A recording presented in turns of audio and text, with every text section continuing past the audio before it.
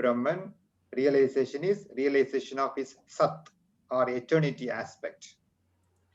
And Paramatman, super soul realization is the realization of his Sat and Chit, eternity and knowledge aspects. But the realization of personality of Godhead is realization of all the transcendental features, such Chit and Ananda or bliss. In the personal aspect, this is realized in complete form, Vigraha. And so the complete whole is not formless. If he is formless, or if he is less than his creation in any other thing, he cannot be complete. The complete whole must have everything, both within our experience and beyond our experience. Otherwise, he cannot be complete. Hare Krishna. Thank you. So, you'll remember in the last class, we showed the picture of the elephant and the blind man massaging the elephant. Everyone remember that picture? Yes, Maharaj. Okay, so here we see Prabhupada's explaining different realizations of the Absolute. Some know the Absolute as Sat, some know it as Sat and Chit, and some know it as Sat Chit Ananda. Different realizations. Sometimes we give the example about the train. When the train first came, nobody knew what is a train, and some people just saw the light in the dark. They thought that's a train. Some other people, they heard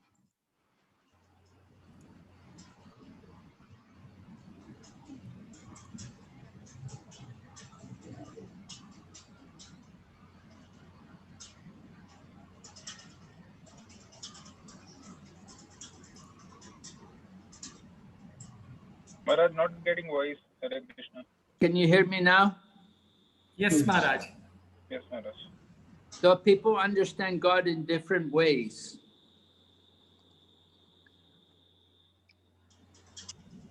The impersonalists, they only understand the eternal aspect. The yogis, they understand the Paramatma. But the devotees have the full realization of the Absolute. We want to have complete knowledge of the complete. All right? So that's an important point there.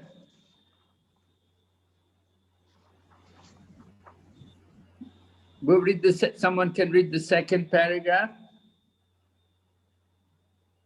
Dandavad Pranam, Maharaj. All facilities are given to the small complete units, namely the living being, to enable them to realize the complete whole. All forms of incompleteness are experienced due to incomplete knowledge of the complete whole. The human form of life is a complete manifestation of the consciousness of living being, and it is obtained after evolving through 8.4 million species of life in the cycle of birth and death. If in this human life of full consciousness, the living entity does not realize this completeness in relation to the complete whole, he loses the chance to realize his completeness and is again put into evolutionary cycle by the law of material nature. Hare Krishna Maharaj. Okay. So Prabhupada is explaining the importance of the human life, the responsibility of the human life to inquire, to understand. And he explains all causes of incompleteness.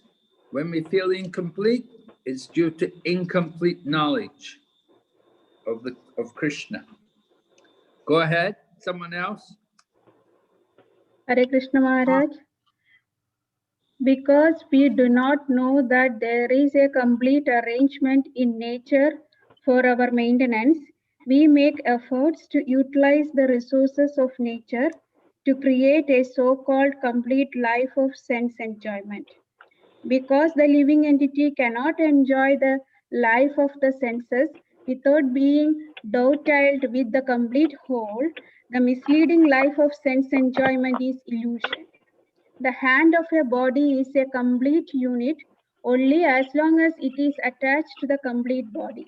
When the hand is severed from the body, it may appear like a hand, but it actually has none of the potencies of a hand.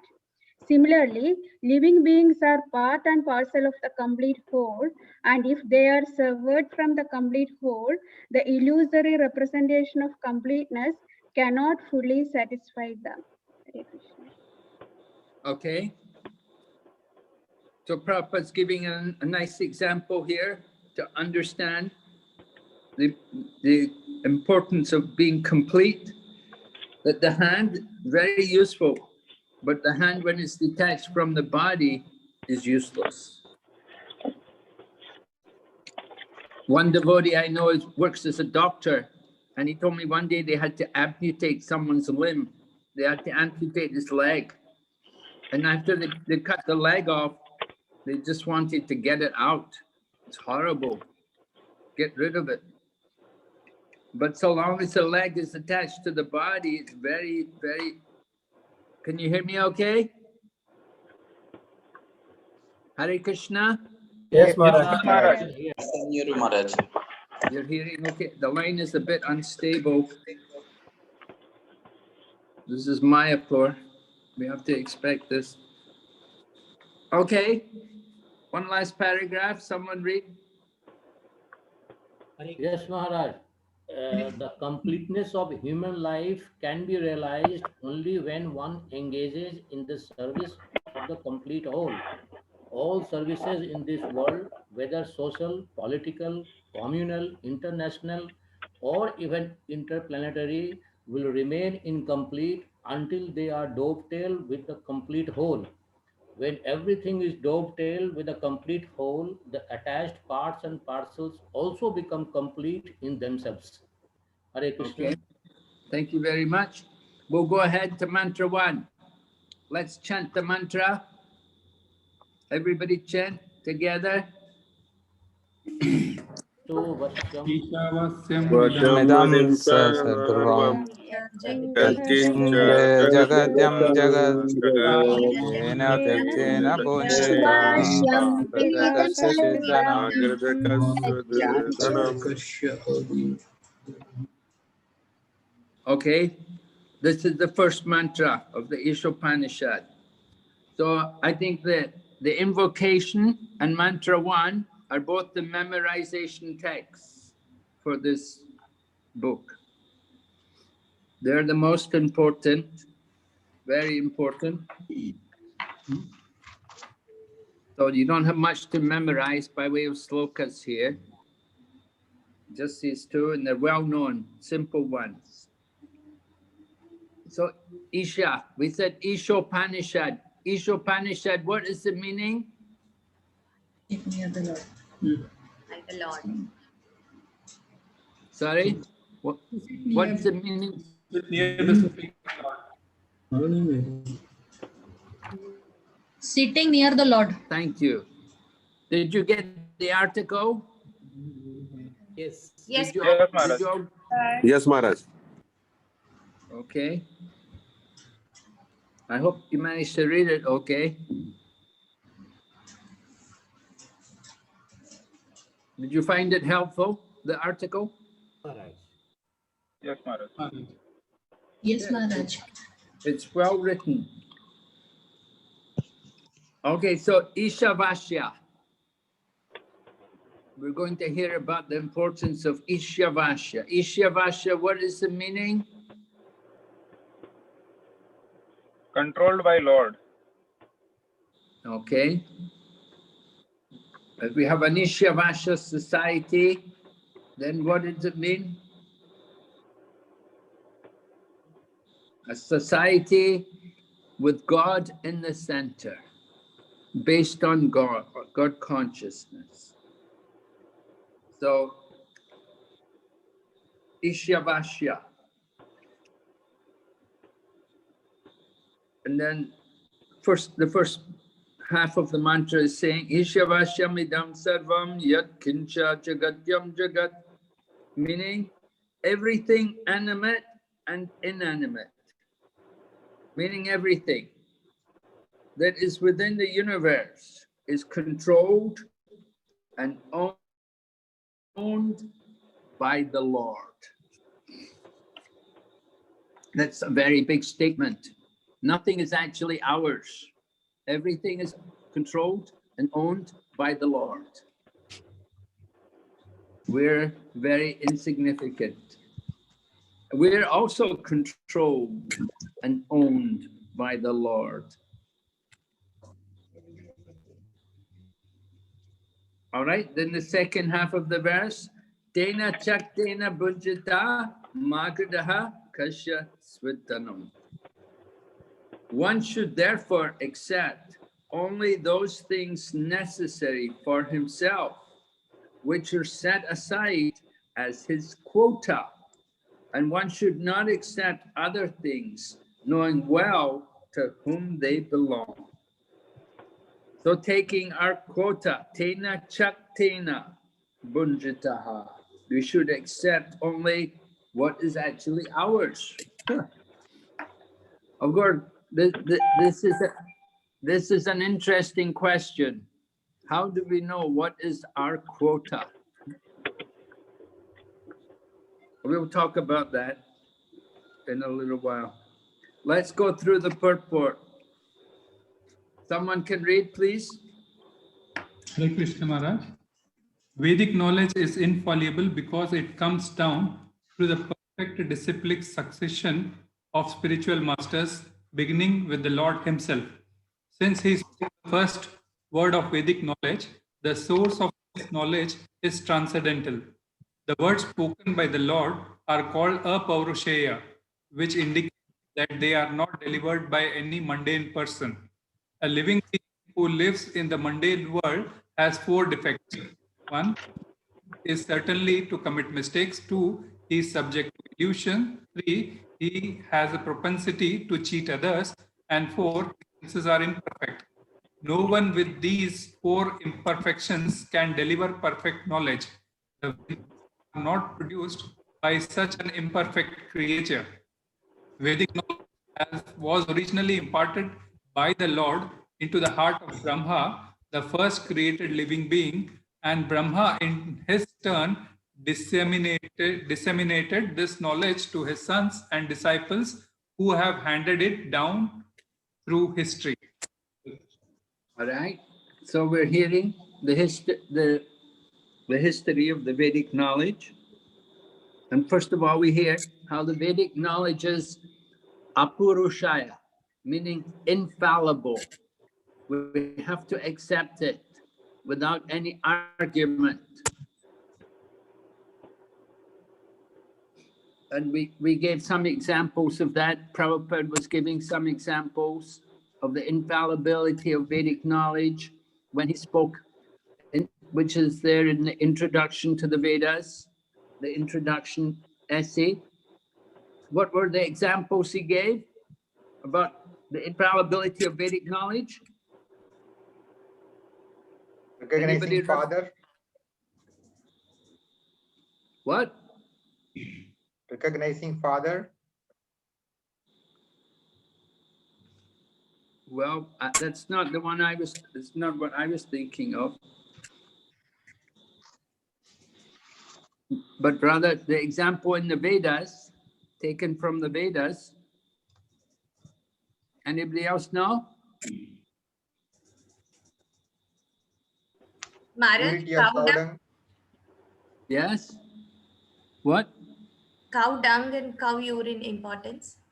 Yes, right. That's what I was thinking, right? The Vedas say cow dung is pure, but we all consider stool to be impure. If you touch it, we want to take a bath, we're contaminated.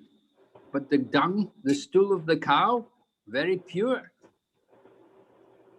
Now one may speculate and say, oh, if the stool of the cow is pure, the stool of the Brahmana should be more pure. That's speculation. That's not Vedic knowledge, right? We have to take knowledge from the Vedas. And what's the other example? radio station, the voice from the radio station, Maharaj?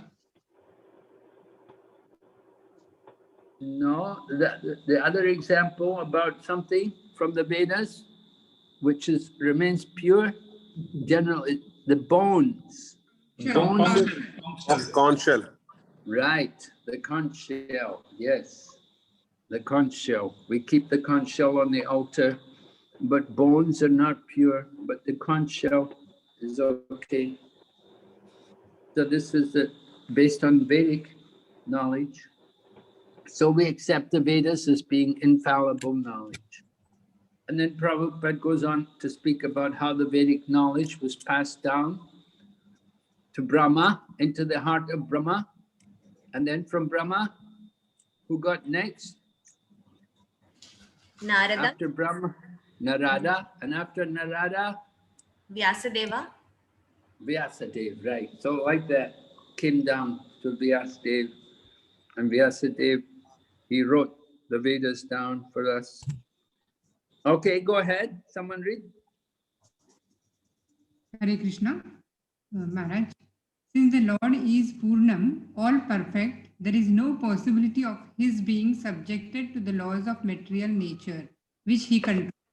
However, both the living entities and inanimate objects are controlled by the laws of nature and ultimately by the Lord's potency.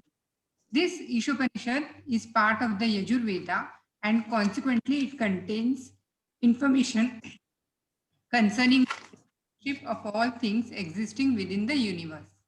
Hare Krishna. So there are 4 Vedas. Mataji, do you remember the name of the 4 Vedas? Yeah, Rig Veda, Yajurveda, Samaveda, Atharveda. Yes, right. So this is Yajurveda. Some Upanishads are in others. Okay, so this text, this section is certainly stressing the position of proprietorship. Who is actually the proprietor? That's always a big issue. It's going to be discussed in this text. You know, all the wars and battles which go on, it's all about proprietorship. Who owns it? Ultimately, it all belongs to Krishna. Okay, someone else read. Hare Krishna. The Lord's proprietorship over everything within this universe is confirmed in the 7th chapter of the Bhagavad Gita, 7.4 and 7.5, where para and apara prakriti are discussed. The elements of nature, earth, water, fire, water, ether, mind, intelligence, and ego, all belong to the Lord's inferior material energy, that is apara prakriti. Whereas the living being, the organic energy, is a superior energy, para prakriti. Both of these prakritis are energies or emanations from the Lord. And ultimately, he is the controller of everything that exists. There is nothing in the universe that does not belong to either the para or the apara prakriti. Therefore, everything is the property of the Supreme Being. Thank you. So you've studied the Bhagavad Gita, so you will remember 7.4 describes the elements of the material nature.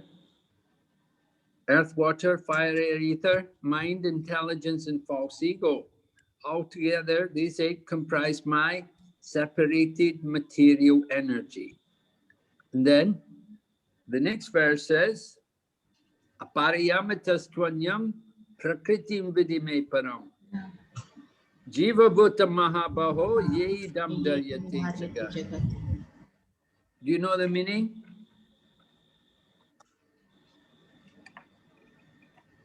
Anybody know the translation? Or you can explain the verse. Apart from the inferior energy, there is a superior energy who utilizes the resources of this inferior energy. Yes, actually, it says they're exploiting the resources. Besides this energy of mind, there's another energy, which are all living entities who are exploiting the resources.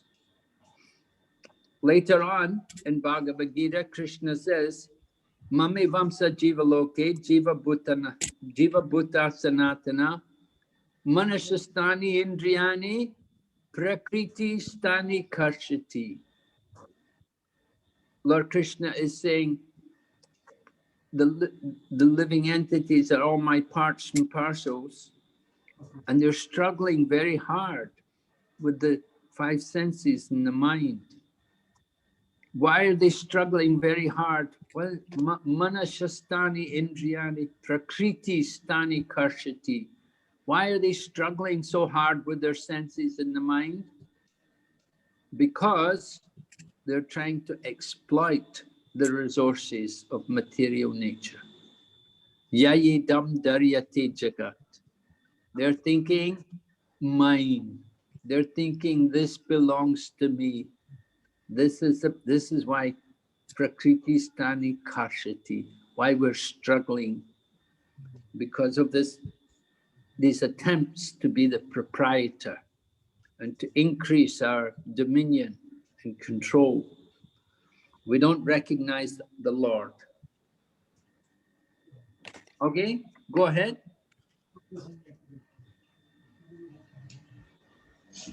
Hare Krishna. Because the Supreme Being, the absolute personality of Godhead, is the complete person. He has complete and perfect intelligence to adjust everything by means of his different potencies. The Supreme Being is often compared to a fire, and everything, organic and inorganic, is compared to the heat and light of that fire. Just as fire distributes energy in the form of heat and light, the Lord displays his energy in different ways. He thus remains the ultimate controller, sustainer, and dictator of everything. He is the possessor of all potencies, the knower of everything, and the benefactor of everyone. He is full of inconceivable opulence, power, fame, beauty, knowledge, and renunciation. Hare Krishna. Thank you. So Srila Prabhupada is describing here the position of Lord Krishna and why he is God, why he is the absolute personality of Godhead.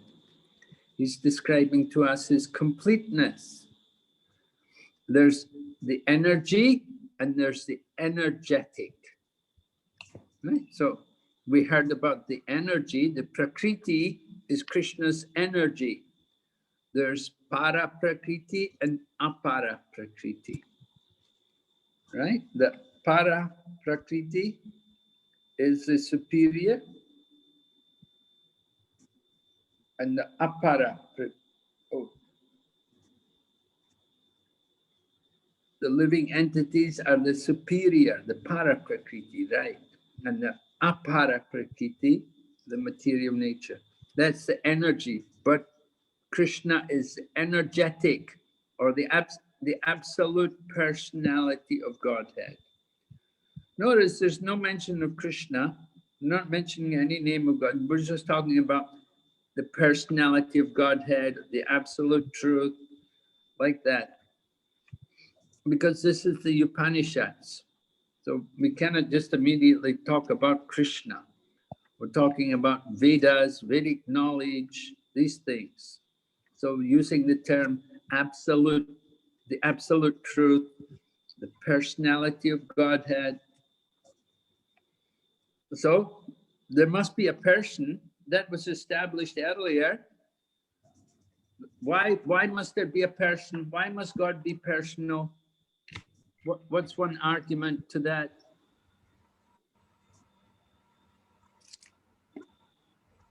Anyone? Why is God personal?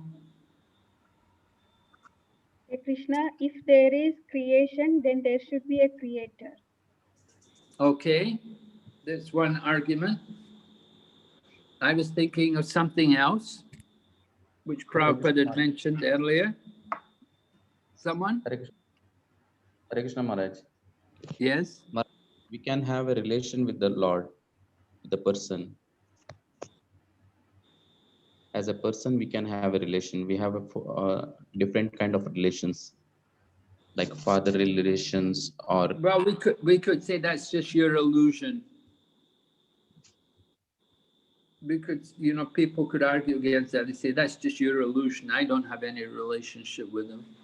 You know, it's not a very good argument to convince someone. But in Prabhupada's purport, Prabhupada gives a good argument to establish God. Yes? We are part and parcel of the Supreme Lord. So Anu and Vibhu. We're part and parcel, so what? So the relationship is eternal. Like we are Anu and his Vibhu. We are part of the Supreme Lord. Part and parcel of the Supreme Lord. Yeah, I don't know if that's a very convincing argument. You know, if you're talking to someone who has some doubts about God, you want to be able to impress upon them with some good logical argument. So Prabhupada earlier said, because we are persons, so God must be everything within our existence and more. That we can't be something God is not. If we're persons and God is not a person, then we have something God doesn't have. We're a personality. We have a person, and God is not a person. That means he's lacking. But we said God was complete. He's complete, so he should also be a person. And what about the impersonal then? Yeah, he is that too. He's both person and impersonal. He's everything within our experience and beyond it. So I think that's how we want to try to present the argument, that because we are persons, so God must also be a person. But he's not a person like us. He's not an imperfect addition. He's a perfect addition. He's a perfect person. We're imperfect additions. We have our defects. God doesn't have any defects. He's the perfect person. All right? Does it make sense? Yes, Maharaj. Maharaj. Okay, someone else read next. Hare Krishna Maharaj. One should therefore be intelligent enough to know that except for the Lord, no one is a proprietor of anything. One should accept only those things that are set aside by the Lord as his quota. The cow, for instance, gives milk, but she does not drink that milk. She eats grass and straw, and her milk is designated as food for human beings. Such is the arrangement of the Lord. Thus, we should be satisfied with those things He has kindly set aside for us, and we should always consider to whom those things we possess actually belong. Hare Krishna. Okay, so Prabhupada's giving the example about the cow. And the cow so kindly takes some grass but gives milk. Now, of course, we got people like vegans today, and the vegans say, no, you can't take that milk. They say it's cruel. They say that milk is meant for the calf. But actually, for the calf to take the mother's milk from the cow, it's not good for the young calf. The young calf, if it takes too much milk from the mother for too long, won't be good for the calf. There's a certain point where the calf is not supposed to take the milk from the mother cow. But the cow can still give a lot of milk, and that milk is meant for human consumption. So Prabhupada is arguing like this, that the milk is provided for the human beings. And the cow, she's satisfied when she gets her grass and she provides the milk. The cows don't do anything. They just sit all day, drink some water, eat some grass, and they give some milk. They give the most valuable food. So this is the arrangement of the Supreme Lord. He provides these things. And we see Lord Krishna himself, he grew up with all the cows in the village of Vrindavan, where his father had so many cows. So this is the arrangement of the Supreme Lord. We should be satisfied with what has been set aside for us. And we should always consider to whom those things we possess actually belong. So we say ultimately Krishna is the proprietor.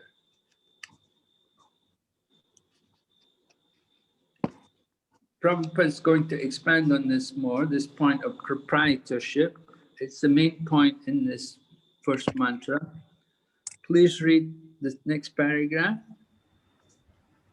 Take, for example, our dwelling, which is made of earth, wood, stone, iron, cement, and so many other material things. If we think in terms of Sri Isopanisad, we must know that we cannot produce any of these building materials ourselves. We can simply bring them together and transform them into different shapes by our labor.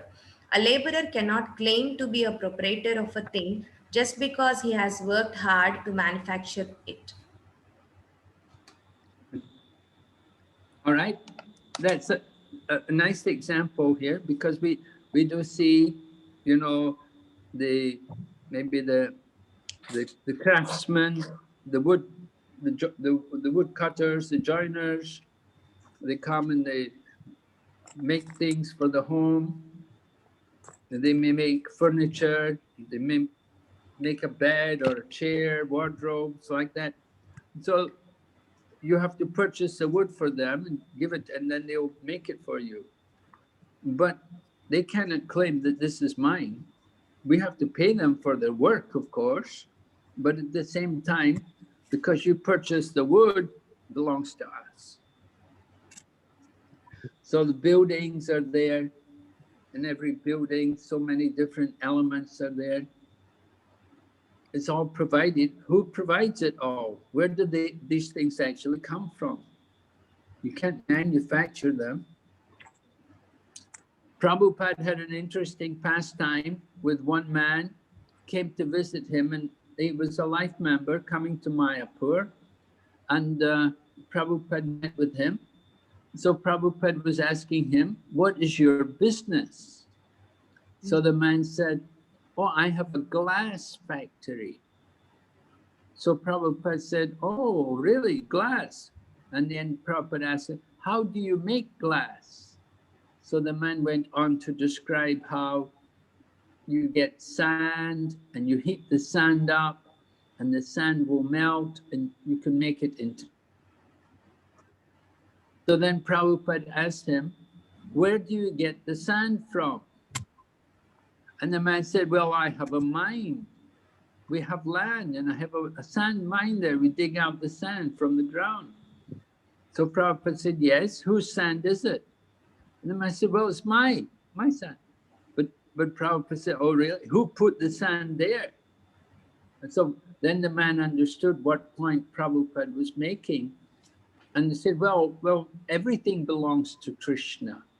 You know, the man actually admitted, he said, yes, everything belongs to Krishna. So then Prabhupada said, oh, everything belongs to Krishna. You're taking what belongs to Krishna. And one of the devotees was sitting there and he said, he's a thief, Prabhupada, he's a thief. So Prabhupada said to the man that he says that you are a thief. So the man, he was a life member. He said, but Prabhupada, I also give donations. I give donations to the temple.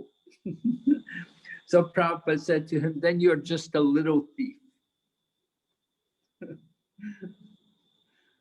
So like that, you know, proprietorship. Who is the real proprietor? We may construct something, but ultimately, where does it come from? In Srimad Bhagavatam, there's a chapter called the Bhumi Gita. I think it's the 11th canto or 12th canto. They're fighting over the land. Different kings are fighting over the land. And they're dying, they're killing each other. Mother Bhumi is laughing at them, that these kings are so foolish, that they're fighting with each other, killing each other for the land. The land is still here, and they're all dying. They die, and they can't take anything with them. The land is still here.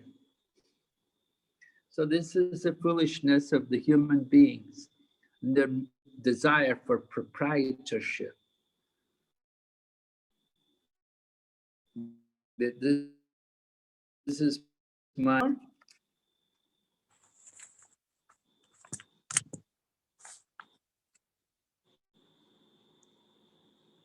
Next person, somebody can read.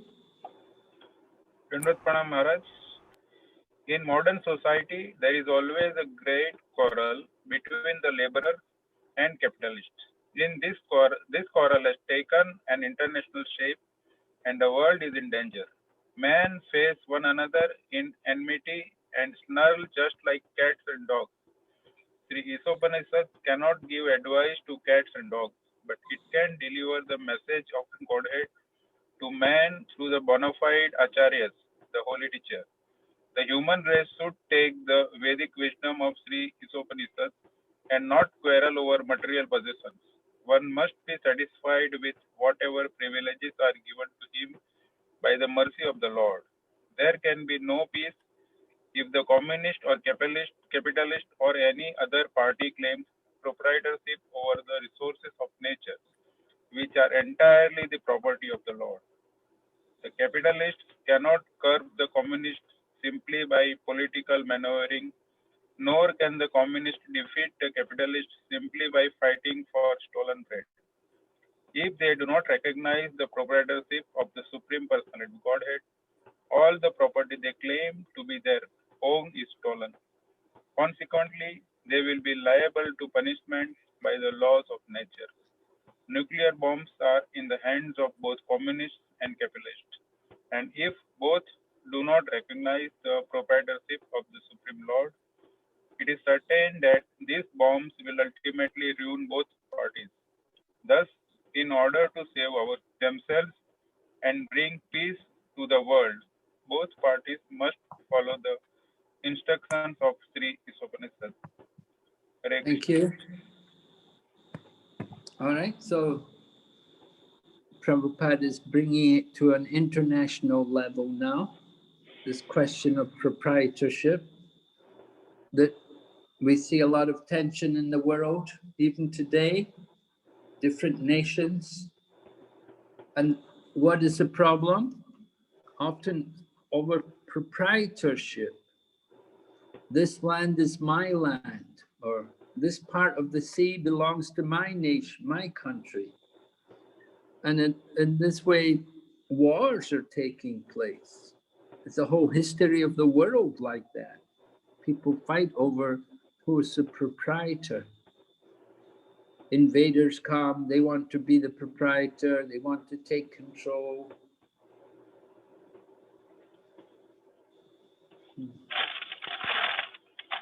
So Prabhupada he said, fighting for stolen bread. They're fighting for stolen bread. The communist, Prabhupada talked about the communists. He said how they used to get people to join their party. They would come to people and they would say to them, oh, you pray to God, huh? Why don't you pray to God? Ask your God to give you bread. So the people would go and pray to the God, pray in the temple, And then they come out, and then the communists would say, well, did God give you any bread? And they said, people would say, no, we didn't get any bread yet. So then the communists would say, then ask us.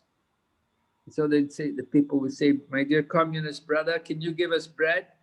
And the communist man would immediately bring in all the bread, big truck with all the bread, distribute loaves of bread to everyone. And this way people thought, oh, communists are greater than God. But they should ask, who gave you the bread? My dear communist brother, where did you get your bread from? Who gave you the wheat? Who gave you the power to cook the bread? Where did you get the water from? Nothing is actually yours. It all came by the grace of God. But people are not trained to see that way. They're all blinded. They just want to be proprietors.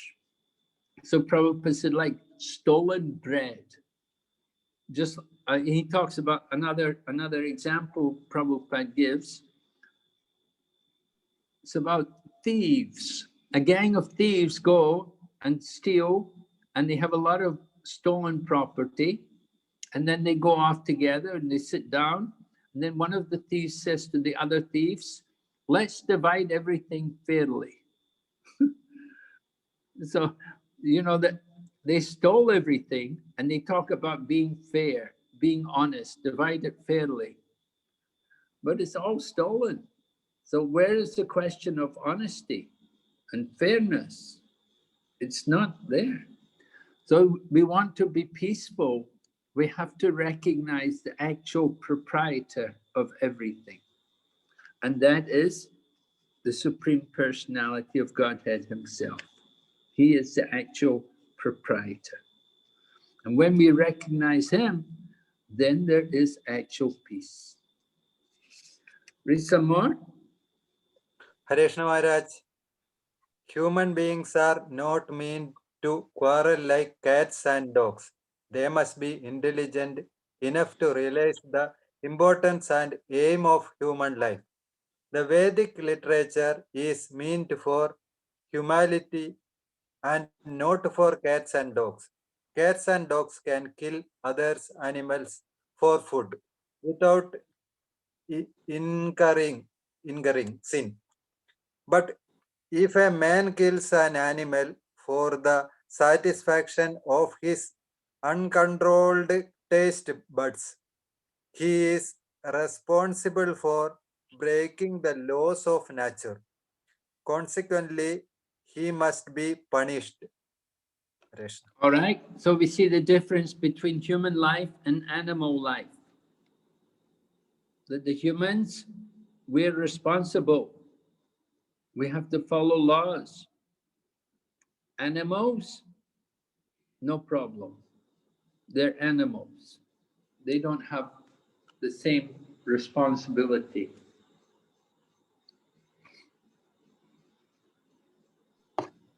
We have to understand the responsibility in the human life.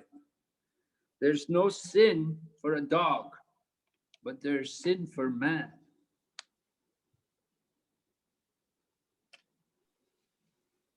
So people are not aware of this, the responsibility of human life. They just want to be like animals. They're thinking, just enjoy. So there are laws for human society. Laws are there for humans. The laws are not for the cats and dogs. Government makes laws for human beings. And similarly, there are laws of God, the supreme laws, the laws of the universe given by God in the form of the scriptures. Go ahead. Hare Krishna Maharaj, Dandavat Pranam. The standard of life for human beings cannot be applied to animals. The tiger does not eat rice and wheat or drink cow's milk because he has been given food in the shape of animal flesh. Among the many animals and birds, some are vegetarian and others are carnivorous. but none of them transgress the laws of nature, which have been ordained by the will of the Lord. Animals, birds, reptiles, and other lower life forms strictly adhere to the laws of nature. Therefore, there is no question of sin for them, nor are the Vedic instructions meant for them.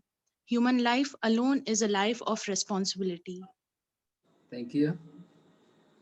Yes, human life, life of responsibility. Tiger. It says a tiger, I don't know, I heard the tiger can also, one man told me, well, I heard the story, it was concerning one of the sons of Bhaktivinoda Thakur, the youngest son of Bhaktivinoda Thakur, Lalit Prasad.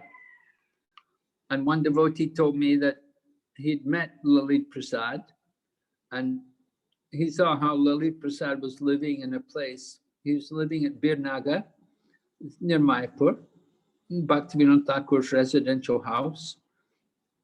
Not so near Mayapur, halfway between Mayapur and Calcutta. And it's a kind of remote place. So he asked him, he said, do any wild animals ever come here? So he told him, well, a tiger came here. He said there was some famine or some drought or something. And at one point, tiger came here and it came in and it had half a bag of rice. So I was just remembering that today when I read this about the tiger doesn't eat rice.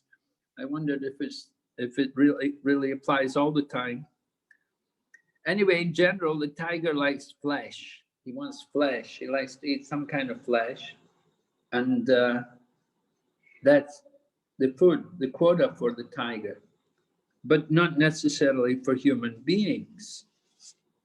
Human beings have a different kind of responsibility. We don't need to be carnivorous. Tiger, usually dogs like that, they like flesh. But human beings, they can live without it. Okay, go ahead. Hare Krishna Maharaj. It is wrong, however, to think that simply by becoming a vegetarian, one can avoid transgressing the law of nature. Vegetables also have life, and while it is nature's law that one living being is meant to feed on another, for human beings, the point is to recognize the Supreme Lord. Thus, one should not be proud of being a strict vegetarian. Animals do not have developed consciousness by which to recognize the Lord, but a human being is sufficiently intelligent to take the lesson from the Vedic literature and thereby know how the law of nature are working and derive profits out of such knowledge. If a man neglects the instruction of the Vedic literature, his life becomes very risky. A human being is therefore required to recognize the authority of the Supreme Lord and become his devotee. He must offer everything for the Lord's service and partake only on the remnants of food offered to the Lord. This will enable him to discharge his duty properly. In the Bhagavad Gita 9.26, Lord directly states that he accepts vegetarian food from the hands of a pure devotee. Therefore, a human being should not only become a strict vegetarian, but should also become a devotee of the Lord. Offer the Lord all his food and then partake of such prasadam or mercy of the Lord. Only those who act in this way can properly discharge the duties of a human life. Those who do not offer their food to the Lord, eating nothing but sin and subject themselves to various types of distress, which are the results of sin. Bhagavad Gita 3.13. Hare Krishna. Okay. So Srila Prabhupada is arguing to us, telling us, it's not enough just to be a vegetarian. You have to also offer your food to Krishna. Not enough just to be a vegetarian, you have to be a devotee. That's the point. So, very powerful and convincing arguments by Srila Prabhupada in this mantra, first mantra. Prabhupada said, if we don't offer our food, then we eat sin. Of course, that's stated in the Bhagavad Gita. Verily, they eat only sin. Devotees of the Lord partake of food offered in sacrifice. Right? We offer our food in sacrifice. By offering it to the Lord, that is our yajna, that is our sacrifice. We have to recognize him as a proprietor. Of course, there's always questions about how long do we need to offer it, and where do we need to offer it, and what to do if I eat outside. So many different issues come up. But the important thing is the consciousness. We have to recognize that everything belongs to Krishna. So when we eat food, it's Krishna's food. We offer to him.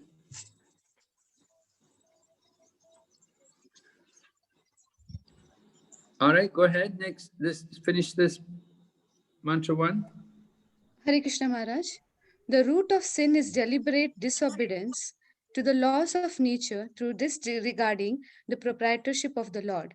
Disobeying the laws of nature or the order of the Lord brings ruin to a human being.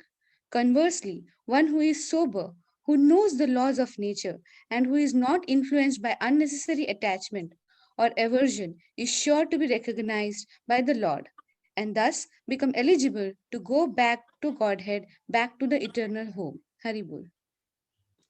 Thank you. So we see a powerful presentation of what is sin, disobedience of the laws of nature through disregarding the proprietorship of the Lord. This is sinful. Generally, we think sin is simply, meat eating, intoxication, gambling, illicit sex. This is sinful. But here, in a general way, Srila Prabhupada was saying the root of sin is disregarding the proprietorship of the Lord, who it actually belongs to. Of course, we're often easygoing about this. We say, well, it's Krishna's, everything is Krishna's. Sometimes in our temples, not so much nowadays, but in the past, I remember when we were much more of a ashram based rather than congregation. Nowadays, not so many devotees live in the temples, but in Srila Prabhupada's time, many devotees did live in the temple, and we were often doing things like book distribution, and we would have vehicles. The temple would purchase vehicles which would be used by the devotees, and they would go and travel in different places using the vehicle. And one of the problems was devotees didn't take care of the vehicles. They didn't, they'd forget to put water in the battery, they'd forget to check the tire pressure, they'd never service the vehicle, they would get so many parking tickets, never pay them. It became a big problem. What was the problem? The devotees were thinking, well, it's Krishna's car, it's not my car. When it's your own car, you take a lot of care of it. You really worry about it because it's your own. But when you think, well, it's Krishna's, it's not mine, it belongs to the temple, then the tendency is not to take so much care of it. So of course it shouldn't be like that. That's a problem.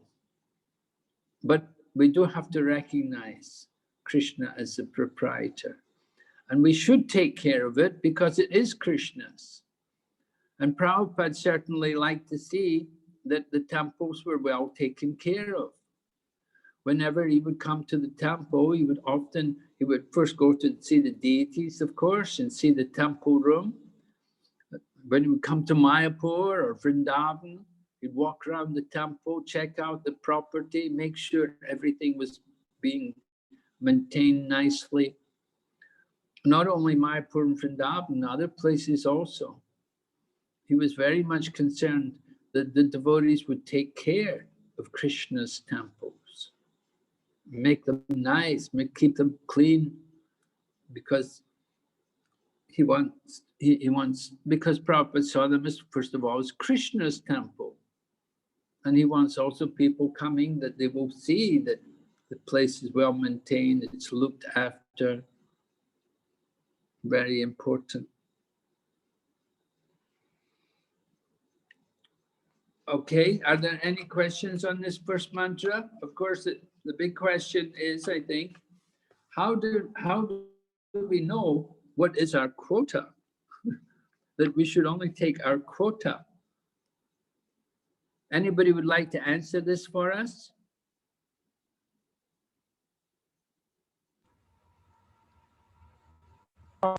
Hare Krishna Maharaj, Dandavat Pranam at your divine lotus feet. Maharaj, am I audible, Maharaj? Yeah, I'm hearing. Yeah, please continue. Maharaj, our quota, I assume like we cannot we do not have any measurement or any barometer to find out our quota. It depends on our past and present karma. Yeah, well, certainly, whatever we get could depend. It depends on our karma. We can certainly. That's a fact. We agree to that. No, when she gets up. So somebody has good karma, somebody has bad karma. So somebody gets more, somebody gets less. Yeah, so, and it could be also collective karma. It could be also collective karma.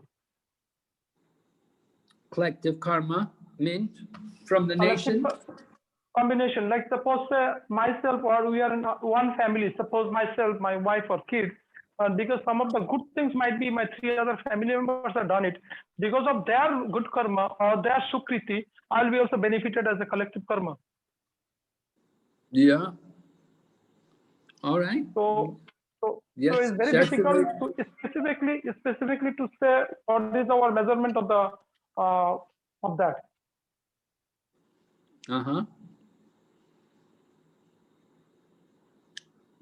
What about people who are maybe not so honest, and they're good at cheating and lying, and they make a lot of money? It is their previous birth, obviously. Definitely, it's from previous birth they are carrying it. So this is not their karma. This is their karma. Yeah, definitely, this is their karma from their previous birth, which was left over and that which is they are enjoying in this life. And at the same time also, not necessarily that enjoyment will be delivering enjoyment, because that enjoyment could be also entangled with other problems or other karma. So if everything is just karma, then we don't need to do anything. We just need to sit back and wait for it to happen. No, that is which is I wanted to say the next step, my next statement. Like suppose we can change our karma through our devotional practice. And at the same time, one option. Second option, that which would be like because of our endeavors, whatever the way people want, I can give them in that way. So this is also, if I have intention in that way, what I want, and I'm trying my best, so Lord, so Krishna will give me according to my endeavors. It's vis-a-vis, basically. Well, somebody may be endeavoring, but they may not get. Yeah, uncertainty. Because the endeavor is not going to make a lot of difference. You know, we see a lot of people are endeavoring, but it doesn't mean they all get what they're endeavoring for. Here right? I am blank, Morris. Here I am blank. And I'm also guessing sometime we have seen that incident. Earlier, somebody was so devoted, for some other reason, they left from devotion, they engaged in materialistic life heavily. So, because what devotional practice they have done it, even although they left the devotion, but that devotional practice, when they used to do it, even material engagement time, they have got the privilege or they have got the benediction for that spiritual activities they have done, even within this time of life. Yeah. Okay, karma. Yes, karma is certainly there. It's a factor. Our quota will be influenced by the karma. But when it comes to recognizing our position in the world and our status, how much to endeavor, how much to, can we just say, well, it's my karma? Of course, we still have to endeavor. We still have, if we don't endeavor, you may not get anything. You're just going to say, well, it's my karma? No, of course. There has to be some endeavor on the part of the individual. And it should be honest endeavor. That's an important point. Honest endeavor. Honest endeavor. And also, another thing also comes, if suppose a Mahabhagavata or a very highly enlightened devotee comes appear in his vicinity, because of him they get a lot of also spiritual advantage, or they got also advantage, good fortune. Yeah, contact with a pure devotee. Very contact with powerful. the pure devotee. Yeah, Mahat Sevam Dwara Mahor Vimuktis, right? Opens the doors to liberation. Opens the what is that? Chaitanya Charitamrita, there's a particular slope. I'm trying to recall. Like when it's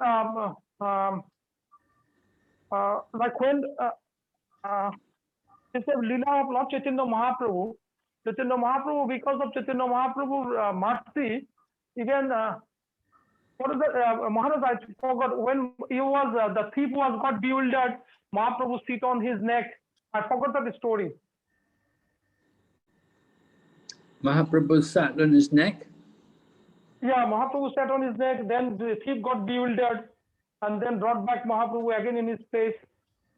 Oh, yeah. Yeah, when he was a child. When he was a child. When he was a child. Yeah, when he was a child. That's what I'm trying to say. When he was a child, means Mahaprabhu sat on his neck. So that thief, he is a great thief. His intention was too bad. But because of mercy of Mahaprabhu, he got benediction. Yes, right. That's the mercy of the devotee and the mercy of the Lord. Correct. Special mercy. Yes. Yes. So that's our quota is very difficult to identify.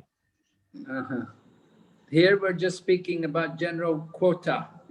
Pure devotee, a contact with the pure devotees and with the Lord, then that's very special. That's going to be very different. That's not material. It's not ordinary. But according to laws of material nature, quota, everyone has their quota according to, as you say, karma, according to their past deeds. Somebody's got good karma, somebody's got bad karma. But we've all got some quota. Quota means space for living, for eating, for sleeping, acting. Everyone's given some facilities. Some people have better facilities and some worse. But people they like to improve their quota. They often feel they don't have enough. But one of the qualities of the mode of goodness is that we should be satisfied. The Brahmana particularly, who is supposed to be the symbol of the mode of goodness, he he's satisfied. He will be satisfied in whatever situation. He'll be satisfied with whatever is achieved without too much endeavor, without great endeavor. At the same time, one should not be so lazy that he sits back and does nothing. One shouldn't be a madman working 24 hours a day trying to get what's really beyond his limit. At the same time, one should not be totally lazy. There has to be that balance. You have to, don't work too much, don't work too little. There must be some effort on the part of the individual. Greed also can be considered. Yeah, well, greed can be there dovetailed in the service of Krishna. Greed for material things, that's a problem. Yeah. If we have... For example, it was like a sack of rice on the road, and comes, takes his portion, the bird takes their portion. But if a human being goes, he may carry the entire sack home. Right, yes, good example. The human nature, greed. Look, would the ladies, any lady like to say anything? How do you feel about quota? I mean, how do the ladies find it? Are you usually all satisfied? Are you happy? You don't complain to your husbands, right?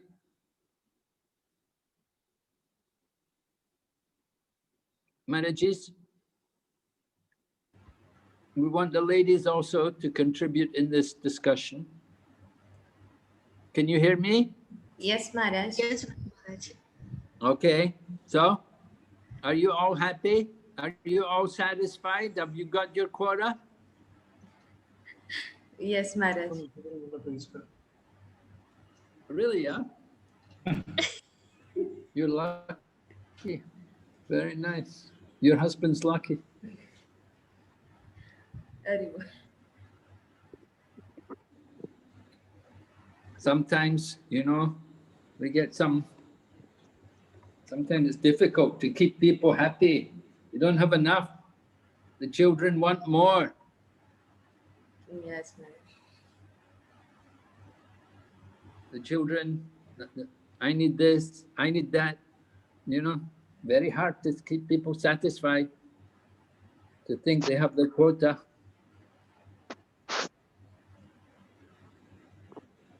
So anyway, the idea of quota, it should come without over endeavor and with honest endeavor. And Desire don't also take. comes under quota, Maharaj. Huh? Desire. What we desire, that also come under quota. It means we should desire for Supreme Lord, not material. Well, we have to have something material. Everybody needs something material. You have to maintain the body. You have to maintain yourself. You have to eat. You have to sleep. You have to have a home. We have to recognize the basic needs of every individual. Yeah, but we can be satisfied with what we have rather than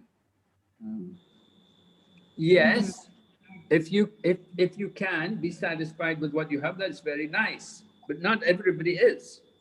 Yes. We have to understand what how to to be satisfied with what we have, and that's easier for some people than for others. If you have a quite a nice standard of living, then it's not difficult for you. But for somebody maybe in a harder situation, more difficult economic situation, it may be very difficult for them to be satisfied. So much, so much anxiety, so much stress.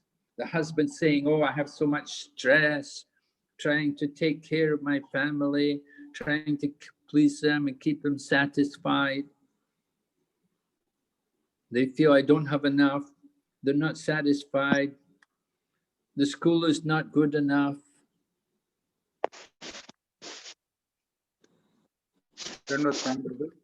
Dandavad Pranam Maharaj, can I add something? Please.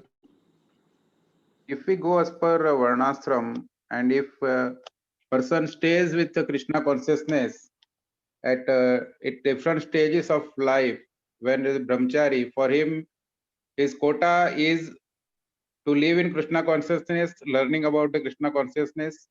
Once he enters the Grihastha ashram, he can maintain his family, and he can support the society. Whatever is there, that is his quota, which he can use for the Krishna's purpose, propagating the name of Krishna. When he goes to Vanprastha, it does not require that big quota of the things, but then it is sustaining himself and what he can support to society. That is his quota basically. The things which are sufficient to sustain his life, and he can do the devotional service to Krishna. Yes, if someone is a very, very strong devotee, if they're very strong in their Krishna consciousness, then they can think like that. But not everyone is in that situation. You see, that's a very idealistic situation. For most people, it's not going to be enough. You know, most people are not going to think about Vanaprast. Maharaj, but as a devotee, unless we understand this, that is our quota, we can't think progress in Krishna consciousness and devotional service. Yeah, well, maybe that's why this is the first mantra, that we should get this right at the beginning, because this is so important. Of course, the problem is, you know, this attachment to the body and the senses. We're very dedicated to satisfying the body and the senses.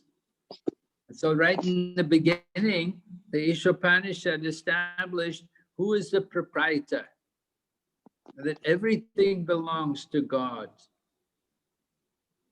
Nothing is ours.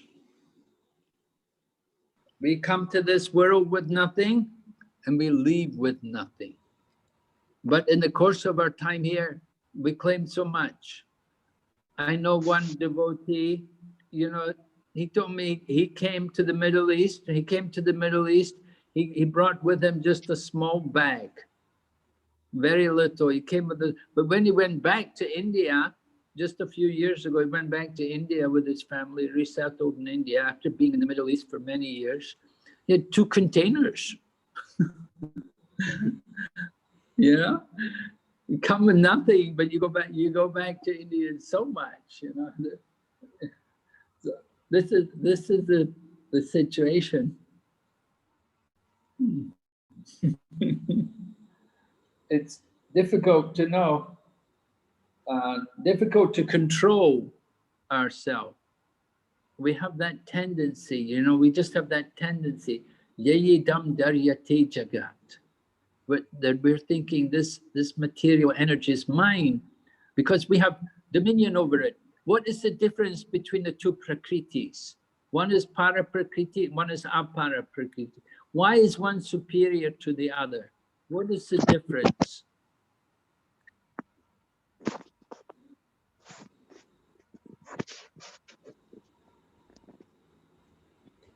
Maharaj, I'm sorry, could you please repeat the question once again? Yes, I want to know what is it, why is the, you know, one prakriti is called para prakriti and the other one is called apara prakriti. Para prakriti means the living entities and the apara prakriti is the inner matter, the you know, the building, the table, the chair, these things are, you know, they're matter, material. What's the difference? Why are the living entities superior? Developed consciousness, Maharaj. Yes, right, Prabhu. They are conscious. We have consciousness, right? That's the difference, our consciousness. So we're given dominion, we have control over them. We can adjust them, you know, you can break your house, you can redesign it, you can change the color of your car, you can change the seats in your car, You can do so many things. So living entity is superior. The problem, but we're thinking it's all it's all mine. We don't see Krishna. We don't see God behind it. That it's actually all His, and we're also His. We've forgotten that. So that's gone. So Isopanisad begins right away, bringing us to this important point. Who is actually the proprietor and who's behind everything?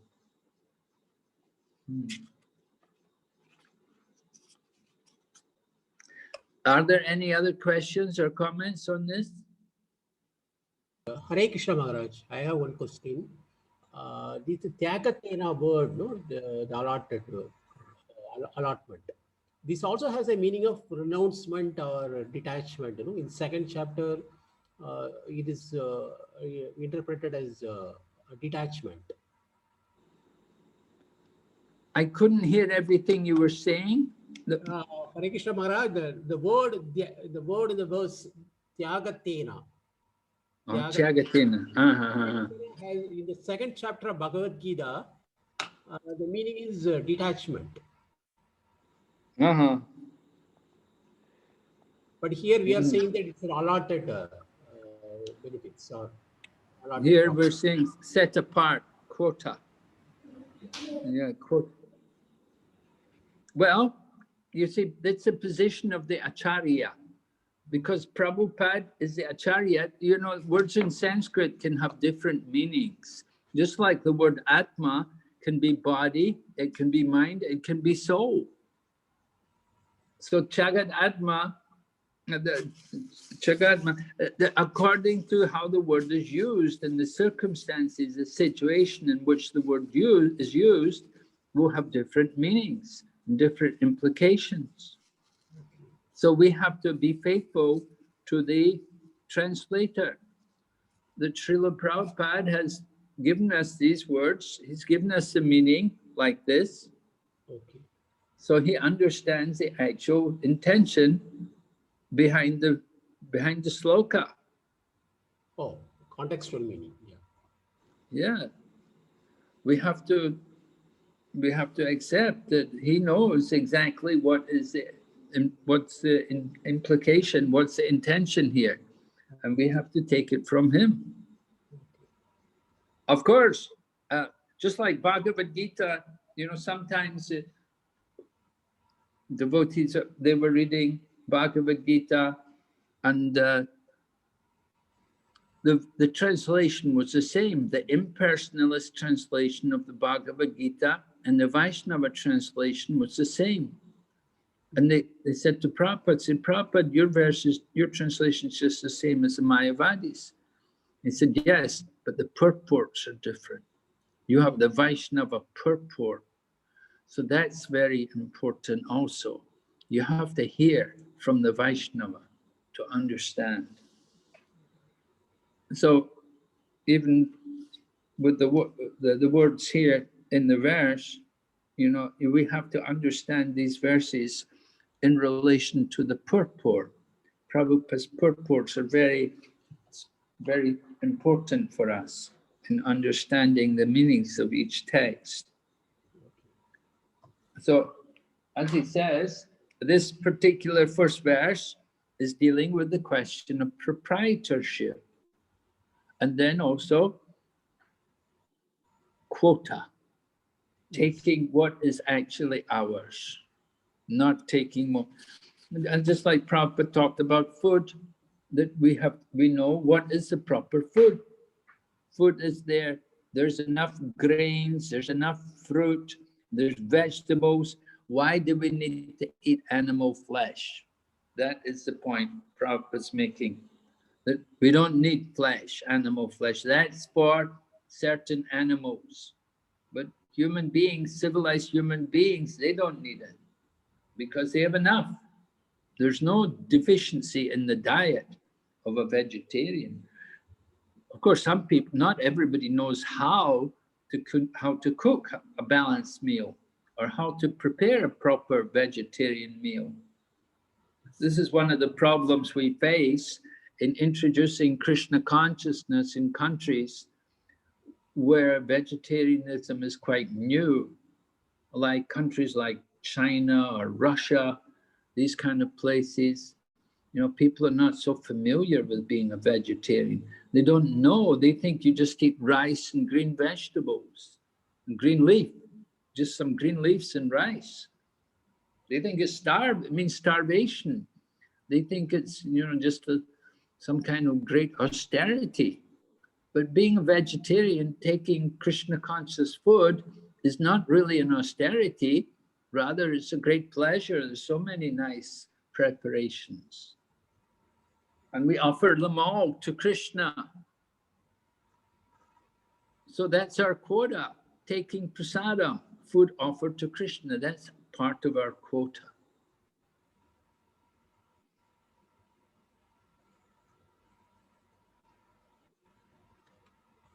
Now, as far as living standards, they're going to vary. You know, just like somebody may be in a managerial position, then he will have to have, you know, a bit more. Maybe has more suits. Maybe has a bigger car. Maybe has to have a bigger home, because, you know, he's the manager. He's in that kind of position. Or maybe he's doing business. Maybe he's a partner in the company or something. So then naturally he'll have a bit more than others, than somebody who's just an ordinary worker in the factory. He won't, you know, just like we know they have the labor camps, and people living in the labor camps, they live in very basic, primitive conditions, but they're happy.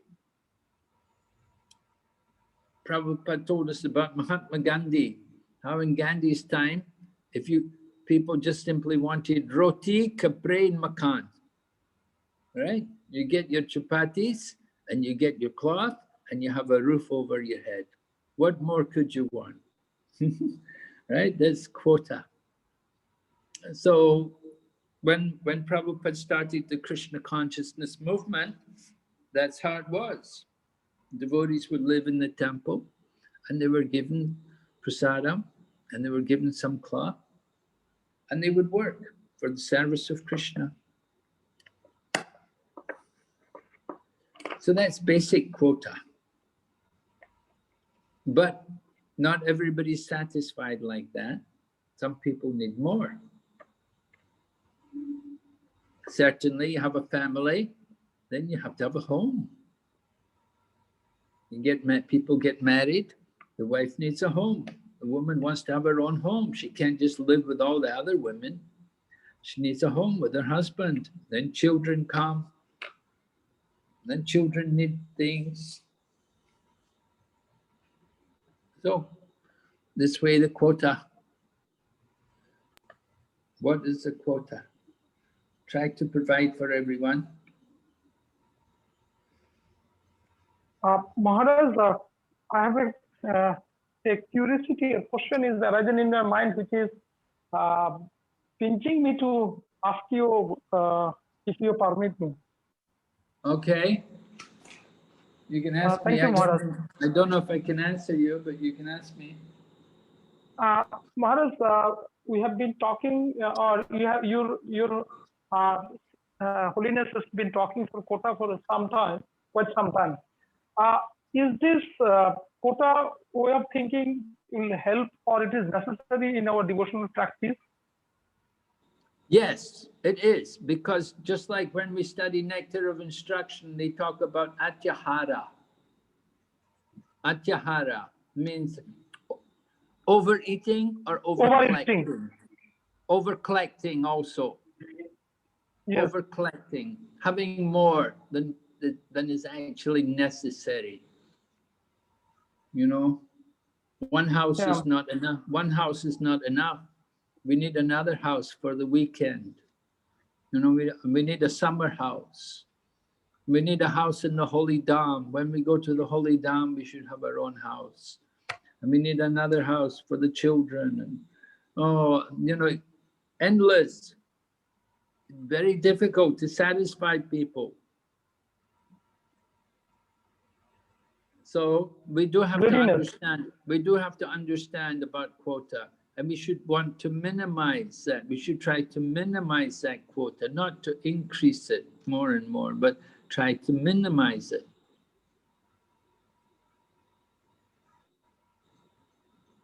Just like eating, we say don't eat too much, don't eat too little. Don't sleep too much, don't sleep too little. So quota, don't have too much, don't have too, not too much, not too little. I can't hear that. What's that? What did he say?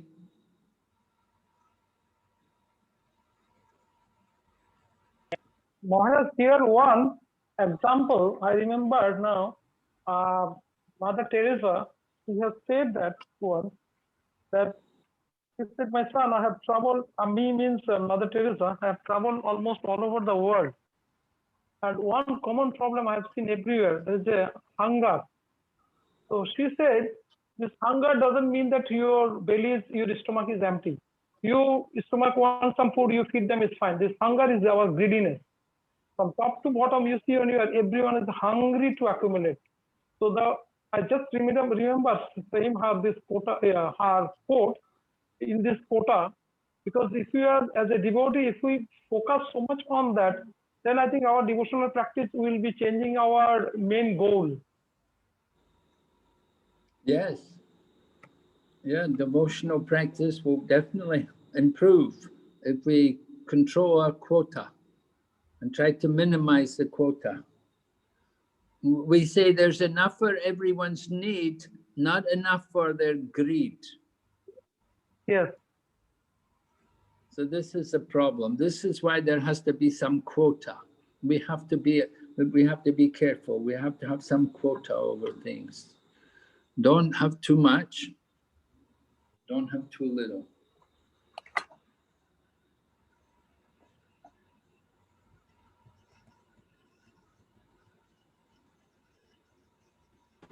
Hare Krishna Maharaj. Hare Krishna Prabhu. So I think we can stop Maharaj, here. Maharaj, just a small query I want to ask you, Maharaj.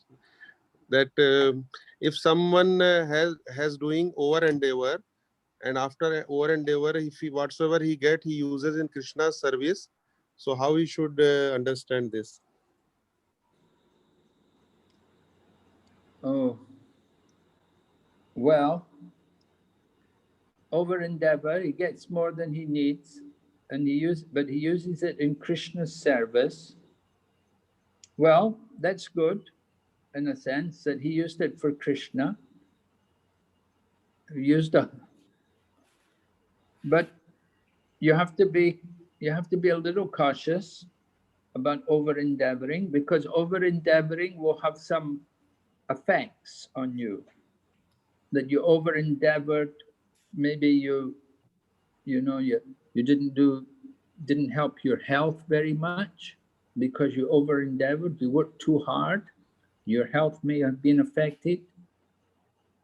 You may have spent less time with your family, so you're more distant from your family, or you may have also cut yourself off from relationships with others in the business or in the work. So over endeavoring does have effects on other people, not only on you, but on others also. So you have to be cautious about it. Even though you say you used it for Krishna, well, did Krishna need this? Okay, you used it for Krishna, that's nice, that at least you used it for Krishna. Not that Krishna needed it, because Krishna's self-satisfied. But the fact that you recognize that you gave it to Krishna, you recognize Krishna, you gave it to him, that's good. So that helped. But I just worried about the effects of the over endeavor, how it reacted on other people. Okay, it's getting late. I think we have to stop here. So we'll see you on Wednesday evening. Okay, Maharaj. thank you, Prabhu. Yes, Maharaj. Thank you. Go ahead. If you have any more questions, just save them for then. Want to hear more participation from the ladies also? Okay. Hare Krishna, Srila Prabhupada ki jai. Raj ki jai. Thank you, Maharaj. Thank you, Prabhu. Thank you, Maharaj.